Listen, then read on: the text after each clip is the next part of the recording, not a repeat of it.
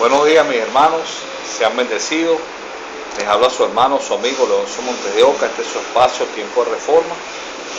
Hoy con la tercera entrega sobre este apasionante tema, sobre la cristología.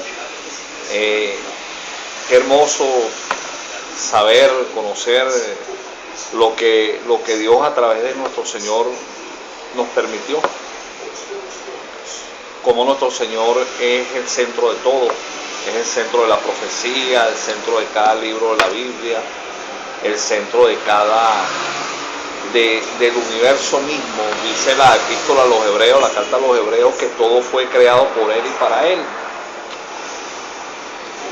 Y bueno, vamos a hacer un pequeño resumen sobre la entrega anterior, donde aclaramos, detumbamos algunas vacas sagradas, algunas personas que enseñan o que dan a entender que el Señor Jesucristo o los discípulos recibían dinero de las personas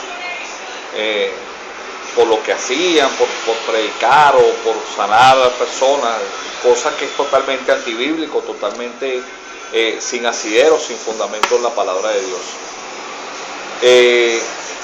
Hablamos como los sabios, que el término es sabios, llevaron presentes, oro, incienso, mirra, después, no como se cree sino después del nacimiento de nuestro Señor, tiempo después, y esto sirvió indudablemente para sostener el ministerio físico del Señor durante y el de sus discípulos durante todo el tiempo que duró. Muchas personas se preguntan, y muchas personas de repente en el estudio de la palabra uno se pregunta por qué es necesario entender esto, hermano. Todas las profecías que anunciaban o que anuncian el nacimiento del Mesías tenían que ver con el pueblo de Israel. De hecho estaban en los profetas, en la Torá, que es el Pentateuco, en los Salmos. Y esta profecía y todas estas revelaciones sobre el nacimiento del Mesías solamente incumbían y les importaba al pueblo de Israel. Entonces el hecho de que unas personas se movieran, que no eran hebreos, llegaran hasta allá, tiene su sentido. Nosotros vemos en el libro de Daniel, capítulo número 2, cuando Nabucodonosor tiene un sueño del cual no se acordaba, manda llamar a los magos, a los hechiceros, a los sabios, a los astrólogos, para que le interpretaran el sueño, y de hecho no solamente tenían que interpretárselo, tenían que recordárselo, ya que él mismo no se acordaba. Y como estas personas pues obviamente no pudieron hacerlo porque el Dios de los cielos no estaba con ellos. Entonces vemos como Daniel no solamente se lo recordó, sino que se lo interpretó totalmente. Y vemos en el capítulo número 2, en el verso número 48 del libro de Daniel, como dice: entonces el rey agradeció a Daniel y le dio muchos honores y grandes dones, y le hizo gobernador de toda la provincia de Babilonia y jefe supremo de todos los sabios de Babilonia. Obviamente Daniel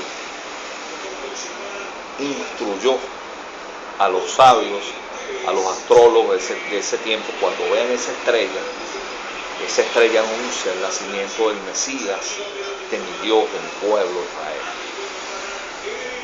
Entonces, obviamente, hermano, es maravilloso como todo está en el propósito, en el plan de Dios. Es necesario entender que para Dios, hermano, no existe futuro ni presente. O sea, Dios es un presente continuo, en Él no hay cronos. Entonces toda nuestra vida, todos los tiempos, Él es, de hecho dice, me fascina mucho como dice Daniel capítulo 2, cuando dice: Él es el que muda los tiempos. Y esto es maravilloso. Entonces esa necesidad de encarnar al verbo, de hacer carne al verbo, a Dios, nosotros vemos como en el libro de Job,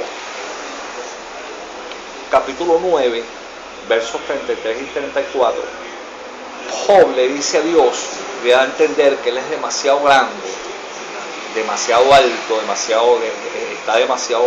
es demasiado Dios para poder entender lo que siente un hombre.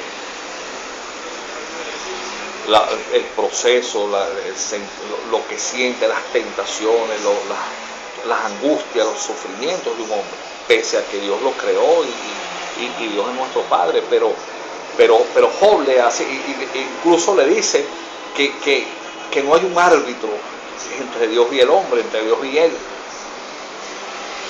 Y entonces Dios, hermanos, son lo maravilloso que tenemos de un Dios ético, de un Dios que es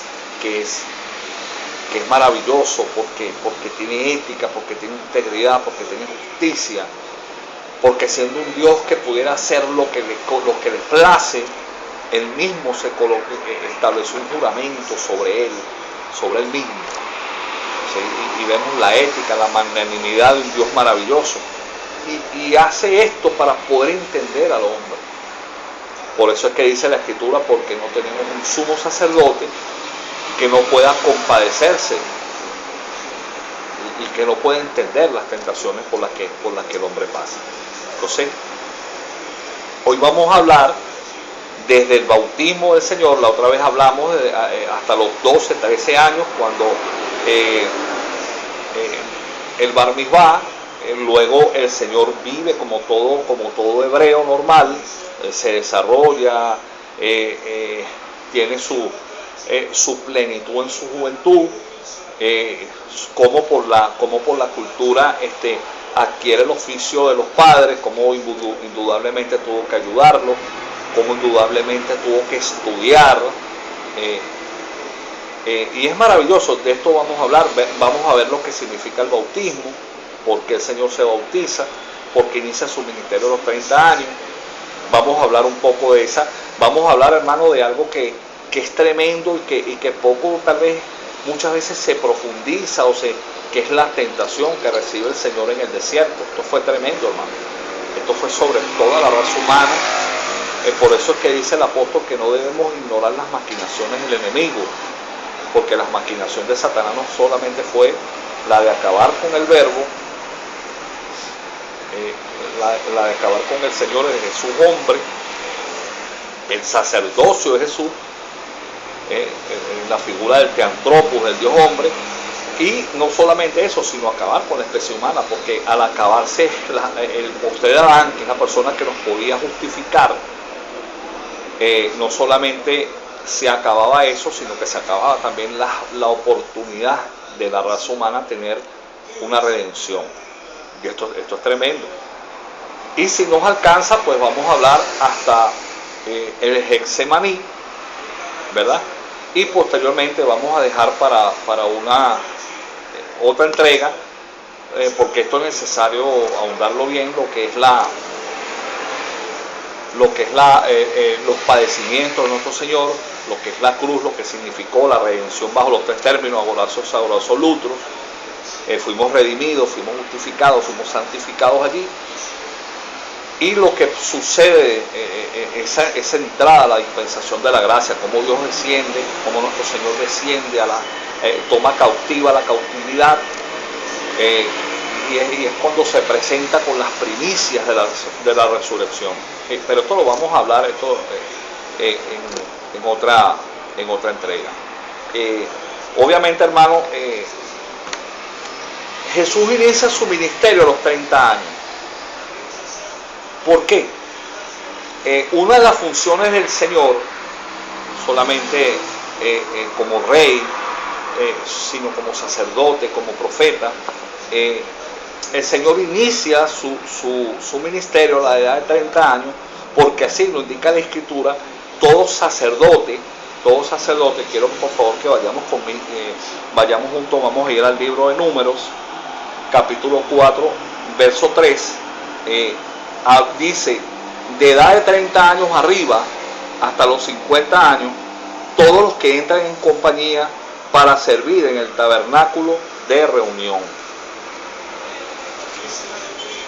Obviamente, nuestro Señor, él no pertenecía directamente por línea paterna a la orden sacerdotal levítica, pero sí por parte materna, ya que María o Miriam pertenecía a la tribu de Leví. El Señor cambia el sacerdocio, que es lo que vamos a ver más adelante, cuando se establece el sacerdocio por la orden de Melquisedec. Y es necesario aclarar algo. Muchas personas, he oído enseñanza, muchas personas dicen que Melquisedec es tipo de Cristo. Señores, Melquisedec no es tipo de Cristo. Lo que es tipo de Cristo es el sacerdocio de Melquisedec. Porque en la tipología nosotros vemos a Melquisedec. Melquisedec no tiene genealogía. Melquisedec no se sabe, dice la Escritura que no se conoce su origen, de dónde nació, de dónde, ¿verdad? Y en cuanto a Jesucristo, Jesucristo no apareció caminando en el desierto. No apareció. Jesucristo nació de un hogar conformado, nació de una mujer levita, de la tribu de Leví. Obviamente nació por el Espíritu. Ya hablamos sobre cómo Pablo define esto como el indiscutiblemente grande, el misterio de la piedad, ¿verdad? Vemos la genealogía incluso de José, la podemos ver en las Escrituras, pero no podemos decir que Melquisedec es tipología de Cristo. No, lo que es tipología es el sacerdocio, ya que el Señor entra y cambia ese sacerdocio del Levítico por la orden de Melquisedec. De esto vamos a hablar más adelante, vamos a ordenar esto, ¿no? Pero obviamente la Escritura afirmaba en ese tiempo, y está establecido para la Escritura, el sacerdocio levítico, pero obviamente todo sacerdote se iniciaba a los 30 años de edad. De hecho, vemos en el bautismo, vamos a ver las características del bautismo. ¿Por qué? Porque el lavamiento en agua tenía en el Antiguo Testamento un significado de purificación. Y todo sacerdote tenía que ser purificado. Lo que pasa es que el bautismo de Juan también va más allá, porque el bautismo de Juan apunta, tiene un mensaje escatológico y habla sobre ese mandamiento de parte de Dios en Isaías, de que Juan era el que iba a ordenar los pasos del Señor. O sea, Juan ordena prácticamente a nuestro Señor Jesús, lo ordena al ministerio y lo envía. Esa era la labor de Juan. O sea, y vamos a ir a la Escritura, hermano, vamos a ir al libro de Éxodo, capítulo número 29, y vamos a tomar en cuenta el versículo 4 y el versículo 7. Dice así: y llevarás a Aarón y a sus hijos, le está hablando Dios a Moisés, cuando le da las instrucciones. Este es el segundo libro de las instrucciones, o del Pentateuco, de la Torá, y dice: y llevarás a Aarón y a sus hijos a la puerta del tabernáculo de reunión y los lavarás con agua. Versículo 7: luego tomarás el aceite de la unción y lo derramarás sobre su cabeza y la ungirás. También Levítico capítulo número 8, vemos cómo dice: entonces Moisés, versículo 6, dice: entonces Moisés hizo acercarse a Aarón y a sus hijos y los lavó con agua y los ciñe, los viste, ese tipo de ordenamiento. Entonces aquí vemos cómo el sacerdote era ungido con el aceite de la unción del santo, que no era ningún aceite común como el que se utiliza. Era un aceite, ya lo explicamos en una entrega cuando hablamos de eso, porque lamentablemente, hermano, el aceite se ha convertido en el agua bendita de los evangélicos. O sea, el agua bendita que utilizan los católicos y se lo echan a todo, y se ha convertido en el agua bendita de los evangélicos, el aceite. Y resulta que eso no es tipología, es simplemente el aceite de la unción del santo. Sí significaba que sobre esa persona que era ungida descendería el Espíritu Santo para usarlo ocasionalmente y con poder en el antiguo pacto.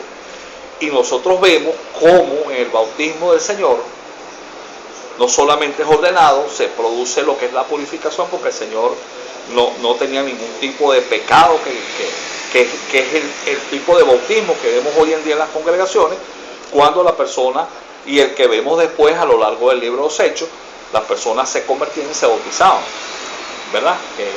El bautismo es simplemente un acto simbólico de decir cómo se muere al sistema mundial, no al mundo, que nosotros no somos extraterrestres. Bueno, hay un apóstol que dice, me gusta, un pastor que dice, me gusta mucho como dice que somos terranautas, ¿no? Somos seres espirituales que vivimos una experiencia terrenal. Pero obviamente decir, no, se utiliza a veces y se escucha, hermano, hasta en los cristianos como una forma despectiva de hablar, no, del mundo y tal. No, pero ¿dónde estamos? Si el propio Señor Jesucristo en su oración en Juan 17 dice, no te pido que los saques del mundo, que los quites del mundo, sino que los apartes del malo, que los guardes del malo, que es la traducción textual, ¿no? Del malo, no del mal. Bueno, que obviamente engloba todo esto. Y bueno, y se vive para Cristo, se vive. Entonces, pero el Señor allí estaba haciendo eso, y vemos cómo recibe el bautismo por el Espíritu, cómo desciende del cielo como en forma de paloma, y se recibe de Jesús pues y comienza su ministerio. O sea, hermano, es maravilloso, porque nosotros vemos cómo dice la palabra que es llevado por el Espíritu al desierto. Pero es necesario entender algo, hermano. Es necesario entender algo.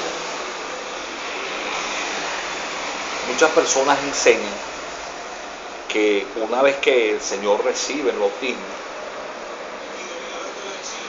el Espíritu se aparta de él en la cruz.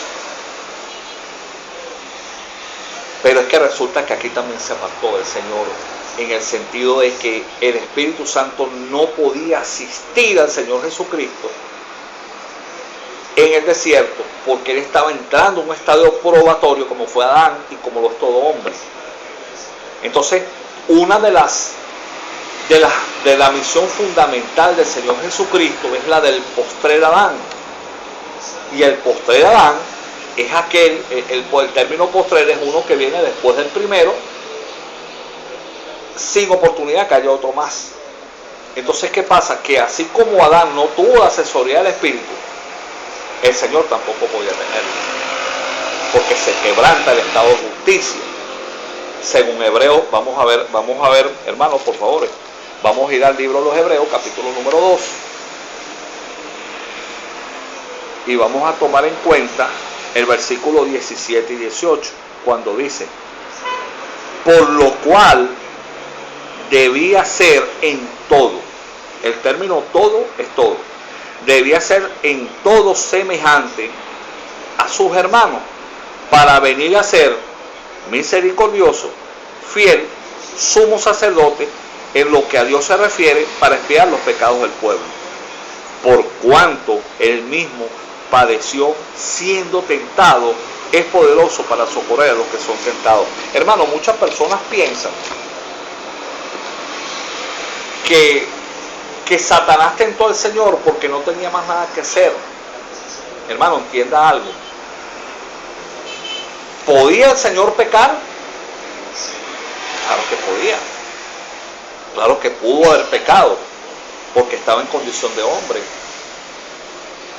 Porque si no hubiera podido ser pecado, no hubiera podido pecar, entonces ¿para qué es la tentación? En vano hubiera sido tentado. Y hermano, esto es tremendo. ¿Por qué? Porque el ataque de Satanás fue con toda la maquinación de ese animal. ¿Por qué? Porque si la primera tentación, y vamos a hablar sobre esto, porque existen dos términos, o sea, no debemos confundir tentación con prueba. Dios no prueba a nadie, Dios no tienta a nadie, Dios prueba. Tenemos dos términos del griego para definir la palabra prueba. Uno es el término dokimazo, que es la prueba que viene de parte de Dios a nuestras vidas con el fin y con el objetivo de fortalecernos en el área en la cual tenemos necesidad. ¿verdad? Porque entiendo una cosa, hermano, cuando Dios prueba a alguien, no es para Dios saber qué es lo que tú vas a hacer, ya lo sabes. No habíamos nacido cuando ya nos había puesto nombre. Entonces, la prueba es para que nosotros sepamos de qué somos capaces o de qué no somos capaces, de qué tenemos necesidad, de qué nos falta, de qué no. Entonces, esas pruebas vienen de parte de Dios a nuestras vidas, pero para fortalecernos, para hacernos crecer, para llevarnos a esa estatura del varón perfecto. Pero existe otro tipo de prueba, que es la tentación propiamente, el término peidazo, que es la que viene de parte de Satanás con el fin de sacarnos de la voluntad de Dios. Totalmente diferente. Incluso de acabar con nuestra vida física. Entonces, ¿qué sucede? ¿Por qué Satanás le dice a Jesús, si eres el Hijo de Dios, di esas piedras que se conviertan en pan?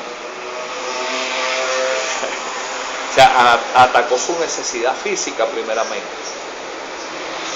Hermano, si Jesús cae en la tentación, o por decirlo como decimos nosotros en vulgar venezolano, come casquillo, ¿verdad? Y convierte esas piedras en pan, no lo hubiera hecho en el poder del Espíritu, sino en el Verbo, en la autoridad divina del Verbo, que es el que le da autoridad a las palabras, porque el Espíritu Santo no estaba asistiendo a Jesús allí para no quebrar el estado de justicia.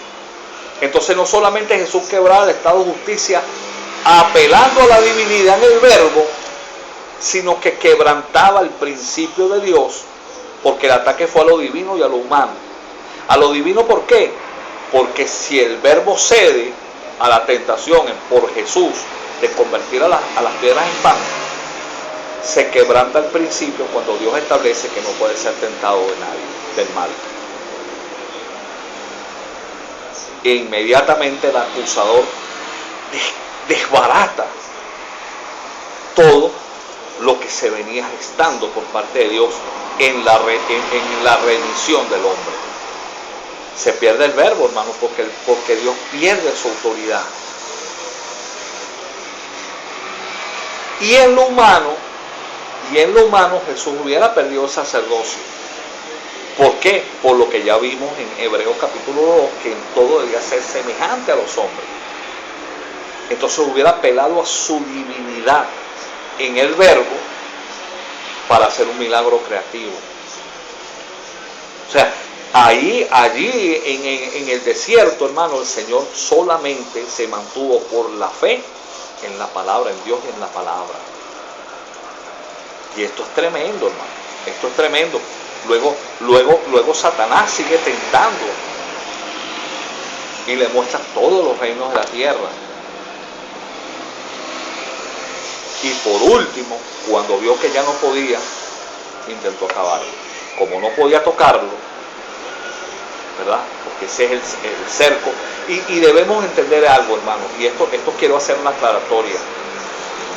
La palabra nos establece de que nosotros tenemos ese privilegio de parte de Dios de no poder ser tentados más de lo que podemos resistir. O sea, cuando muchas veces pecamos, o muchas veces es porque cedimos a la tentación, porque no la resistimos. Pero en el desierto, Satanás, o sea, Dios permitió todo ese ataque para no poder ser nosotros atacados de esa manera. Sobre Jesús, hermano, vino todo el ataque maligno. Y cuando el Señor, y cuando vio que no podía, le dijo, lánzate, porque escrito está. Le alteró totalmente la escritura. Y yo quiero hacer una observación acá, porque dice el texto en el original, en la traducción en el idioma. Ok, eso es necesario también aclararlo. Cuando se dice, se habla del original, no se habla de los textos originales. Los textos originales no los hay propiamente, sino que siempre se lleva a los textos más antiguos, ¿no? Pero se habla del idioma. y esta es la respuesta textual en el idioma que el Señor le da a Satanás. Dice: no intentarás someter al Señor tu Dios a prueba. O sea, la traducción "no tentarás al Señor tu Dios" está bien traducida, pero se queda un poco corta en la relación a lo que es la traducción en el texto, en el idioma original.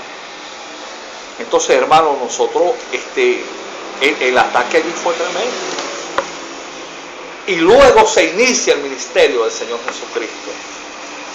Entra en la sinagoga, y es por esto que aquí yo hago mucho énfasis, hermano, en la necesidad de estudiar la cultura. La cultura, hermano, obviamente nosotros no vamos a poder entender muchas cosas que están escritas en la palabra si nosotros no conocemos el contexto cultural e histórico de la Escritura, de la Biblia.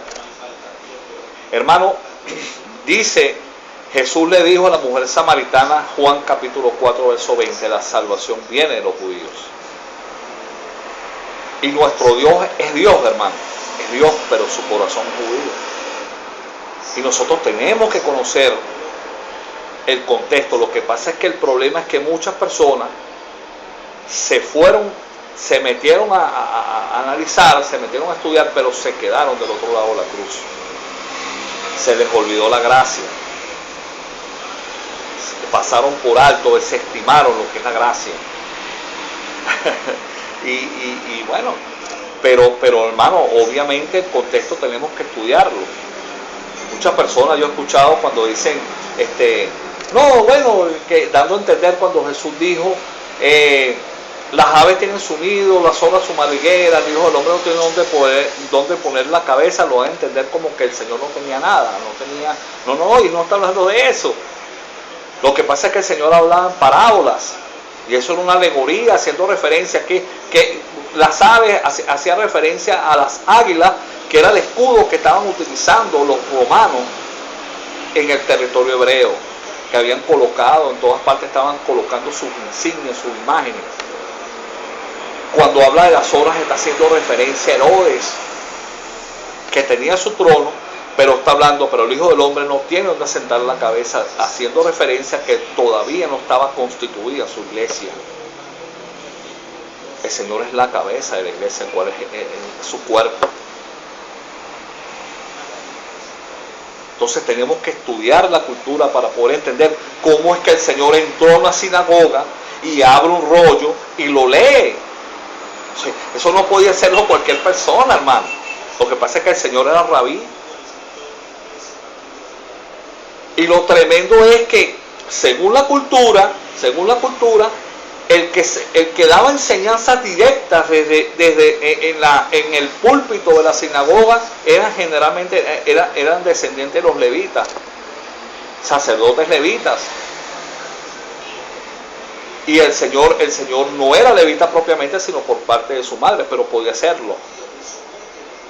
Y venía enseñando, y maravillosamente, hermano, vemos cómo abre y lee el libro del profeta Isaías, y lee Isaías 62,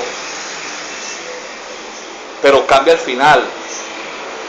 Lee Isaías 62 y lea Lucas 4:18. A la final el Señor no habla, no culmina con el año de venganza de Jehová, sino con el año agradable. Y se sienta, enrolló y se sienta y dice, hoy se ha cumplido esta escritura. Y hubo revuelo y la gente dijo, bueno, este hombre se volvió loco. ¿Por qué? Porque el Señor enseñaba. Pero ¿qué pasa? Que ese día no estaba enseñando Torá, no estaba enseñando Talmud, no estaba enseñando la Misná ni la que más, no, estaba enseñando el Evangelio. Gloria al nombre del Señor. Y ahí, de hecho, algunas personas dicen, bueno, pero este no es el hijo de José. Pero el texto en las traducciones dice, este no es el rabino hijo de José. Hermano, el Señor tuvo que haber estudiado. Porque los niños, cuando comenzaban a dar sus enseñanzas, cuando hacían el bar mitzvah, y el padre hacía una oración, que dice Baruch atah Adonai Eloheinu, no recuerdo, pero da a entender cuando dice bendito eres tú, oh Dios Rey del universo, que me has librado de la responsabilidad de este niño. No era que lo librara de la responsabilidad en cuanto a la manutención, pero ya el niño era responsable de sus actos ante Dios. Y se le daba un tratado, una parte de la Torá, y la podía enseñar. Y entonces allí, una vez al mes, los rabinos en las sinagogas veían las actitudes de los niños y buscaban para enseñarle. Y no sabemos dónde, con quién, pero vemos, hermano, y por esto es lo hermoso de poder estudiar los contextos de la palabra, los contextos históricos y culturales. Vemos que el Señor, porque existían, estaban la casa de Chamay, la casa de Hillel, y estaban los esenios. Y el Señor obviamente aplica, cuando usted analiza las escrituras, las enseñanzas del Señor, el Señor aplica el principio de retener lo bueno y tomarlo y desechar lo malo. Vemos cómo ante el divorcio el Señor habla sobre eso y se identifica con la casa de Chamay. Vemos cuando en el matrimonio, en las bodas de Canaán, se identifica con la casa de Hillel, porque según las enseñanzas de la casa de Hillel, el novio era acompañado con un padrino. Y obviamente el Señor fue padrino en esa boda, porque el padrino tenía la responsabilidad también de lo que sucedía. Y es por eso que muchas personas enseñan, y muchas personas, muchos hebreos que dicen, incluso llegan hasta decir, no, bueno, ¿quién fue entonces el novio allí? ¿Por qué el Señor tenía que hacer eso? ¿No? Porque es que precisamente la casa de Hillel enseña, y en todas las traducciones de la Biblia vemos, y siendo invitados Jesús y sus discípulos. Entonces no es como muchos van a entender que ahí fue donde Jesús se casó y se casó. No, nada que ver, hermano. Ahí lo que da a entender es que Jesús era el padrino de esa boda. Y el padrino tenía la responsabilidad, junto con el novio, de cubrir. Porque todas las traducciones que usted va a leer de la Biblia le dice, y siendo invitado, y viniendo invitado Jesús. ¿Entiende? Entonces, si esa es su boda, usted no es invitado. Entonces, para tumbar algunas enseñanzas que tratan por ahí como de confundir tal vez las cosas. Entonces, ahí se identifica con la casa de Hillel, que ellos enseñaban la figura del padrino en las bodas. Y vemos que toma también actitud de los esenios en cuanto a su desprendimiento. Los esenios se apartaban, enseñaban cerca del mar. Vemos como el Señor Jesucristo puso un centro prácticamente vamos a decir, de operaciones en Capernaum y cerca del mar de Tiberíades, donde enseñaba. Juan el Bautista también se retira, toma también actitudes de los esenios. Entonces él recopila de todo, porque, o mejor dicho, ellos tomaron las enseñanzas en cuanto a el Señor Jesucristo se identifica dando a entender que las acciones, dándole la correcta interpretación a la palabra. Entonces él tomaba, obviamente, porque venía dándole la correcta interpretación a la Escritura, y entonces, obviamente, las actitudes buenas o acertadas en la palabra eran las que el Señor ponía de manifiesto. Hermano, y entonces de allí en adelante, incluso, de hecho, cuando usted analiza, cuando el Señor está hablando y se presentan la madre y los hijos de Jesús y le dice, mira, allá afuera está tu mamá y tus hermanos, la mamá y los hermanos de Jesús, los hijos de María. Dice, mira, allá afuera está tu madre y tus hermanos. El Señor le dice, ¿quién es mi madre y quién es mis hermanos? Sino aquellos que hacen la voluntad del Padre. Y se analiza etimológicamente de un estudio de un pastor, de un maestro de la palabra excelente, y da a entender que ese término de buscar, venían a recogerlo, pues a llevarlo para su casa, porque obviamente se estaba corriendo como diciendo, bueno, el Señor se volvió loco. Porque muchas veces el Señor enseñó, pero enseñó Torá, enseñó seguramente los profetas, pero no tenía aún la autoridad para enseñarlo abiertamente y decir que le era el Mesías. Pues por esto esta gente no aceptaba ser. Y ahí es donde viene el dicho que no hay profeta en su propia tierra. Hermano, lo que pasó nuestro Señor, el Señor tuvo hambre, tuvo sed, lloró. Es maravilloso como el Señor trata de formar, de ir rompiendo unas enseñanzas erróneas que todas las casas daban, aplicando la correcta interpretación de la palabra, obviamente no dejando tanto a las personas. Había mucha enseñanza talmúdica. De hecho, hay una enseñanza en el Talmud de Babilonia, que dice que cuando el cuerpo, el espíritu y el alma salían del cuerpo, se creía que el alma rondaba o el espíritu rondaba ese cuerpo hasta el tercer día. Después del tercer día comenzaba a descomponerse el cuerpo. Si el espíritu no había vuelto a esa persona, ya no volvía. Esa es la razón por la que Marta le dice al Señor: Señor, es de 4 días y es de ya. O sea, ya no hay chance, ya no tiene vida. Pero lo que ella no sabía es que el autor de la vida, no solamente en el cuerpo, sino en el alma y en el espíritu, estaba frente a ella. Alabado sea el nombre del Señor. Entonces, hermano, el Señor con sus enseñanzas, ¿por qué fue rechazado por muchos, hermanos? Porque muchas personas, muchos hebreos veían a su Mesías como ese libertador que vendría a libertarlos de la opresión del pueblo romano. Una especie de Macabeo, un guerrillero, un celote, algo así. Y cuando el Señor comienza a dar el discurso de las bienaventuranzas y comienza a decir que hay que poner la otra cara, que si te piden una milla de 2, que hay que orar por los que tú trajes y te persiguen, ustedes dijeron: wow, esto no es lo que esperábamos. Porque no entendían que la verdadera revolución era espiritual. Porque es incluso el problema que tenemos hoy en día. El problema hoy en día no es político, no es de colores. El problema es espiritual, es que el hombre se alejó de Dios. Por eso buscaban al Señor. Tenemos en Juan 6:60, cuando dice, y buscaban porque comían, porque el Señor les multiplicaba el pan para que comieran, no solo los sanaba, no solo los curaba. Y entonces el Señor les dice: ustedes me buscan por el pan que perece, pero cuando les habla de comer, de beber, wow, dijeron: dura es tu palabra.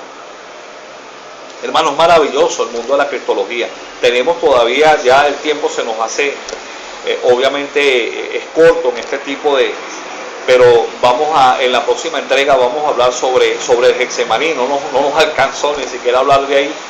Vamos a hablar de Getsemaní, vamos a hablar de la pasión, de la cruz y luego de la gracia. Sean bendecidos, mis hermanos. Les habla su hermano, su amigo Leoncio Montes de Oca. Bendiciones.